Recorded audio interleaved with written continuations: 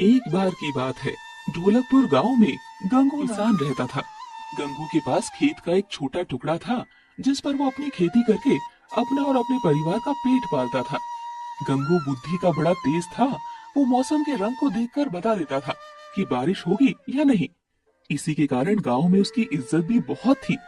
एक दिन की बात है, गंगू खेती कर रहा था, तभी उसके पास गांव के मुखिया जी आए और बोले, अरे भाई गंगू, बड़ी जोर से खेती करने में लगे हो, क्यों पसीना बहाते हो इस छोटे से खेत के टुकड़े पर? इसे मुझे दे दो और मेरे यहाँ काम पर लग जाओ। दरअसल मुखिया हमेशा से गंगू से चिढ़ता था, क्योंकि वो खेत का टुकड़ा मुखिया के खेत से जुड़ा हुआ था। मुखिया चाहता था कि गंगू के खेत को वो कैसे भी हत्या ले, लेकिन गंगू अपना खेत नहीं देना चाहता था।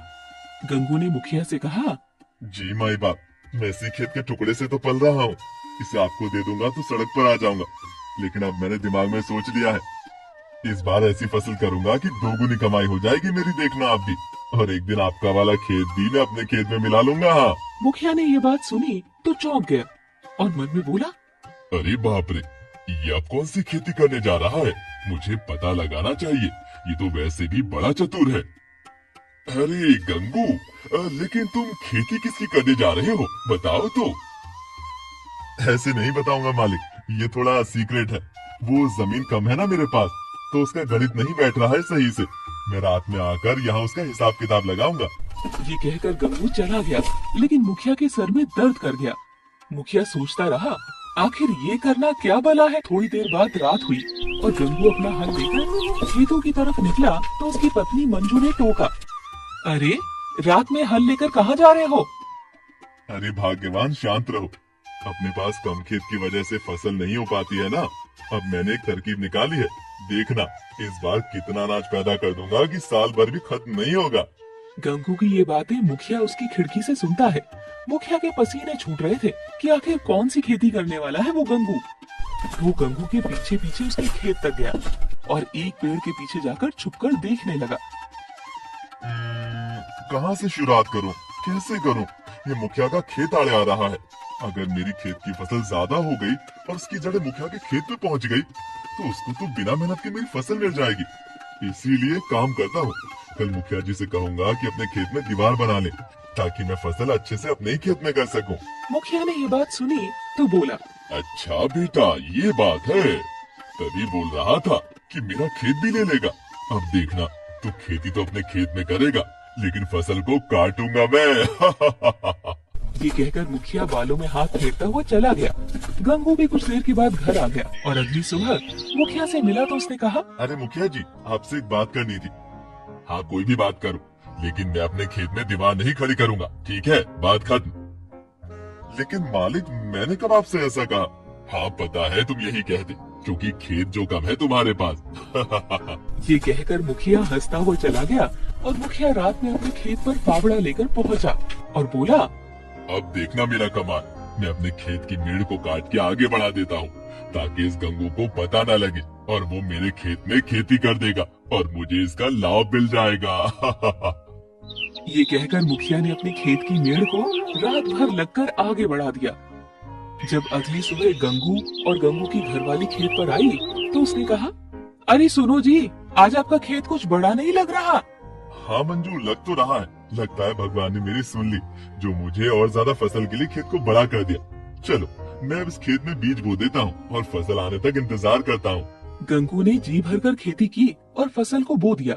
महीने निकल गए और एक दिन फसल पककर तैयार हुई तो वो फसल धान की थी। पूरा खेत धान से भर गया। जब काटने की बारी आई तो मुखिया ने कहा, अरे रुको भाई गंगू, इतनी जल्दी क्या है? जिस खेत में तुमने फसल उगाई है, उसकी बड़ी हुई जगह मेरे खेत की है। क्या बात कर रहे हो मालिक? मैंने तो आपसे जगह मांगी नहीं, तो आपने बढ़ा क्यों दी? वो मुझे नहीं पता, इसीलिए इस बड़ी हुई जगह का मालिक मैं हूँ। मैंने ही मेड़ को आगे बढ़ा लिया था, ताकि तुम्हारी फसल की जड़ें मेरे खेत में आए और मुझे भी इसका लाभ मिल सके। अच्छा, तो ये बात है। लेकिन मालिक, मेरे पास खेत कम था, इसलिए मैंने मन में विचार लाया था कि काश ऐसा हो जाए। लेकिन आपने तो सच मान लिया। ना मैंने आपसे खेत को बढ़ाने को कहा था, ना ही आपके पास में आया था। इसीलिए आपका इस पर कोई हक नहीं है। आपके खेत की सीमा जहाँ तक है, वहीं तक आपका खेत है। मुखिया ने अपना माथा पकड़ लिया और गंगू की होशियारी के आगे घुटने टेक दिए। लेकिन मुखिया हार मानने वाला नहीं था। वो इस बात का बदला लेने के लिए इंतजार करने लगा। एक समय की बात है, गंगू बीमार पड़ गया और गेहूं की फसल की बुआई आने को थी। मुखिया उसकी हंसी उड़ाने के लिए उसके घर गया और बोला, क्यों भाई, देखा बेईमानी का नतीजा, पड़ गए ना बीमार। अब खेत को कौन जोतेगा, क्योंकि गेहूं की बुआई का समय जा रहा है और अभी तक तुम्हारे खेत में हल नहीं चला है। अब तो भूखे मरोगे। ये बात सुनकर गंगू जोर जोर से हंसने लगा और बोला, मालिक, मैं क्यों भूखा मरूंगा? मेरे बाबूजी का खेत है ना, वो मुझे भूखा नहीं मरने देंगे। ऐसा वरदान है उस खेत को। कैसा वरदान? मैं क्यों बताऊं आपको? आप जाओ यहाँ से, मेरी चिंता मत करो। मुखिया के एक बार फिर से दिमाग में सवाल घूमने लगा। मुखिया उसके घर से गया तो, लेकिन बाहर ही छुप गया। और जब रात हुई तो उसकी पत्नी ने पूछा, सुनो जी, बाबूजी ऐसा कौन सा वरदान दे गए थे जो ये खेत हमें भूखा नहीं मरने देगा? अपने खेत में हल तक तो चला नहीं है, फिर ये सब कैसे? अरे ये गोपनीय बात है, तुम्हें आज बता ही देता हूँ। कान इधर लाओ, सुनो। अपने खेत में बाबूजी ने कहीं पर सोने का मटका गाड़ दिया है, जिसे हमें खोद कर निकालना है। इसीलिए तो इस बार मैंने खेत को नहीं जोता है। क्या करना है जब इतना सोना मिल ही जाएगा तो। अच्छा, तो ये बात है। मैं तुझे भूखा इस बार मार कर ही रहूंगा। मैं जाकर तेरे खेत से वो सोने का मटका निकालूंगा, तुझे मिलेगा ही नहीं। अब क्या था, मुखिया अपनी पलटन लेकर रात में पहुंच गए गंगू के खेत में और पूरे खेत को हल से खोद डाला, लेकिन कोई भी मटका नहीं मिला। जब रात बीती, सुबह हुई। मुखिया गुस्से में गया और गंगू से बोला, क्यों रे गंगू, कहाँ है तेरे सोने का मटका? तूने तो कहा था कि तेरे खेत में सोने का मटका है। हमने सब जगह देखा, कहीं नहीं मिला हमें। कहीं नहीं मिला? ऐसा कैसे हो सकता है? आपने पूर्व और उत्तर की दिशा में नहीं देखा होगा। मैं जाकर देखता हूँ। जाते कहाँ हो? हमने पूरा पश्चिम उत्तर दक्षिण ऊपर नीचे दाएं बाएं सब जगह खोद डाला, कहीं नहीं मिला। सब जगह खोद डाला? अरे ओ भाग्यवान, सुनती हो? वो बीज ले आओ। मुखिया जी ने अपने खेत को पूरा खोद डाला है। अब मुझे हल चलाने की जरूरत नहीं है। किसी ने सही कहा है, भगवान गरीबों की सुनते बहुत है। इसका मतलब तुमने झूठ कहा था। वहाँ कोई सोना नहीं है। मालिक, सोना होता तो मैं कब का निकाल कर जमींदार बन जाता। वो तो मैंने अपनी पत्नी का दिल बहलाने के लिए कहा था। लेकिन मेरे एक बात समझ नहीं आ रही, ये बात आपको किसने बताई? मुझे कौन बताएगा? मैं क्या तुम्हारे घर पर थोड़ी था जो मुझे पता चल जाएगा।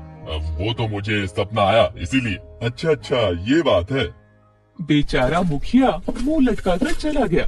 इस तरह गंगू ने अपने खेत को भी बड़ा कर लिया और अपनी बुद्धिमानी से उसी मुखिया से अपने खेत में हल भी चलवाया। एक बार की बात है, ढोलकपुर गांव में गंगू नाम का किसान रहता था। गंगू के पास खेत का एक छोटा टुकड़ा था, जिस पर वो अपनी खेती करके अपना और अपने परिवार का पेट पालता था। गंगू बुद्धि का बड़ा तेज था। वो मौसम के रंग को देखकर बता देता था कि बारिश होगी या नहीं। इसी के कारण गांव में उसकी इज्जत भी बहुत थी। एक दिन की बात है, गंगू खेती कर रहा था, तभी उसके पास गांव के मुखिया जी आए और बोले, अरे भाई गंगू, बड़ी जोर से खेती करने में लगे हो, क्यों पसीना बहाते हो इस छोटे से खेत के टुकड़े पर? इसे मुझे दे दो और मेरे यहाँ काम पर लग जाओ। दरअसल मुखिया हमेशा से गंगू से चिढ़ता था, क्योंकि वो खेत का टुकड़ा मुखिया के खेत से जुड़ा हुआ था। मुखिया चाहता था कि गंगू के खेत को वो कैसे भी हत्या ले, लेकिन गंगू अपना खेत नहीं देना चाहता था।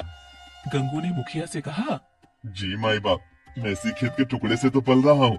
इसे आपको दे दूंगा तो सड़क पर आ जाऊंगा। लेकिन अब मैंने दिमाग में सोच लिया है, इस बार ऐसी फसल करूंगा कि दोगुनी कमाई हो जाएगी मेरी, देखना आप भी। और एक दिन आपका वाला खेत भी मैं अपने खेत में मिला लूंगा। हाँ। मुखिया ने ये बात सुनी तो चौंक गया और मन में बोला, अरे बाप रे, ये अब कौन सी खेती करने जा रहा है? मुझे पता लगाना चाहिए। ये तो वैसे भी बड़ा चतुर है। अरे गंगू, लेकिन तुम खेती किसकी करने जा रहे हो, बताओ तो। ऐसे नहीं बताऊंगा मालिक, ये थोड़ा सीक्रेट है। वो जमीन कम है ना मेरे पास, तो उसका गणित नहीं बैठ रहा है सही से। मैं रात में आकर यहाँ उसका हिसाब किताब लगाऊंगा। ये कहकर गंगू चला गया, लेकिन मुखिया के सर में दर्द कर गया। मुखिया सोचता रहा, आखिर ये करना क्या भला है। थोड़ी देर बाद रात हुई और गंगू अपना हल लेकर खेतों की तरफ निकला तो उसकी पत्नी मंजू ने टोका, अरे रात में हल लेकर कहाँ जा रहे हो? अरे भाग्यवान, शांत रहो। अपने पास कम खेत की वजह से फसल नहीं हो पाती है ना। अब मैंने एक तरकीब निकाली है, देखना इस बार कितना अनाज पैदा कर दूंगा कि साल भर भी खत्म नहीं होगा। गंगू की ये बातें मुखिया उसकी खिड़की से सुनता है। मुखिया के पसीने छूट रहे थे कि आखिर कौन सी खेती करने वाला है वो गंगू। वो गंगू के पीछे पीछे उसके खेत तक गया और एक पेड़ के पीछे जाकर छुपकर देखने लगा।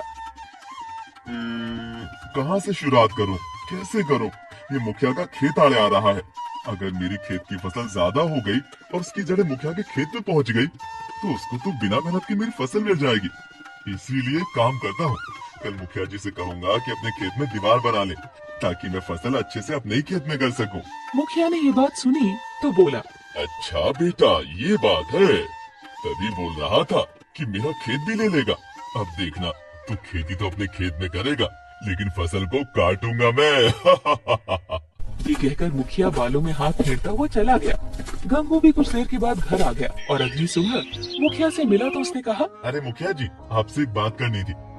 हाँ कोई भी बात करो, लेकिन मैं अपने खेत में दीवार नहीं खड़ी करूंगा, ठीक है? बात खत्म। लेकिन मालिक मैंने कब आपसे ऐसा कहा? हाँ पता है तुम यही कहती, क्योंकि खेत जो कम है तुम्हारे पास। ये कहकर मुखिया हंसता हुआ चला गया और मुखिया रात में अपने खेत पर फावड़ा लेकर पहुंचा और बोला, अब देखना मेरा कमाल, मैं अपने खेत की मेड़ को काट के आगे बढ़ा देता हूँ ताकि इस गंगू को पता न लगे और वो मेरे खेत में खेती कर देगा और मुझे इसका लाभ मिल जाएगा।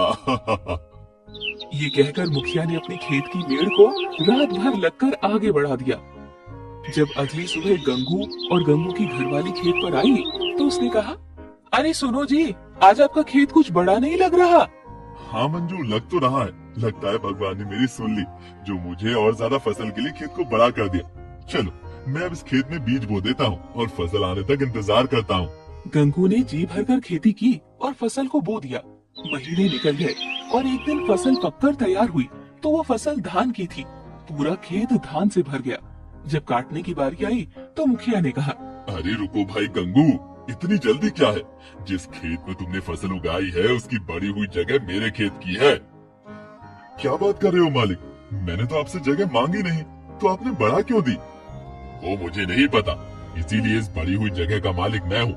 मैंने ही मेड़ को आगे बढ़ा लिया था ताकि तुम्हारी फसल की जड़ें मेरे खेत में आए और मुझे भी इसका लाभ मिल सके।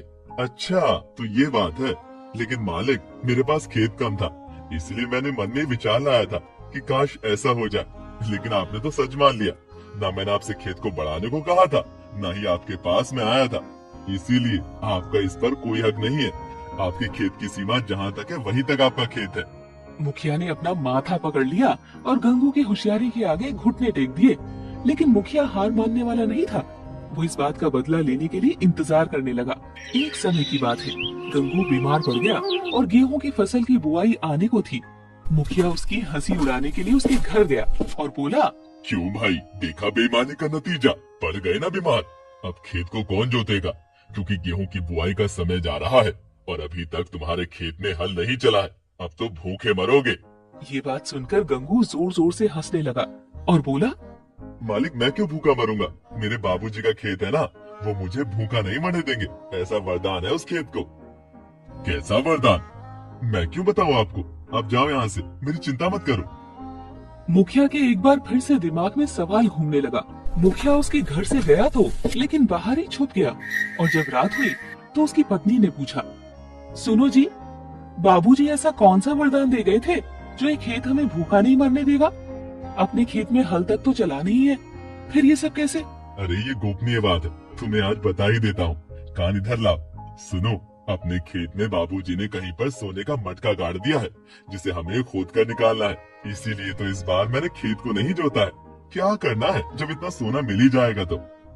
अच्छा तो ये बात है, मैं तुझे भूखा इस बार मार कर ही रहूंगा।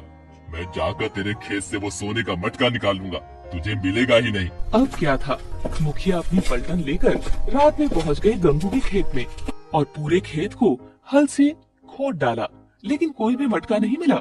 जब रात बीती, सुबह हुई। मुखिया गुस्से में गया और गंगू से बोला, क्यों रे गंगू, कहाँ है तेरे सोने का मटका? तूने तो कहा था कि तेरे खेत में सोने का मटका है। हमने सब जगह देखा, कहीं नहीं मिला हमें।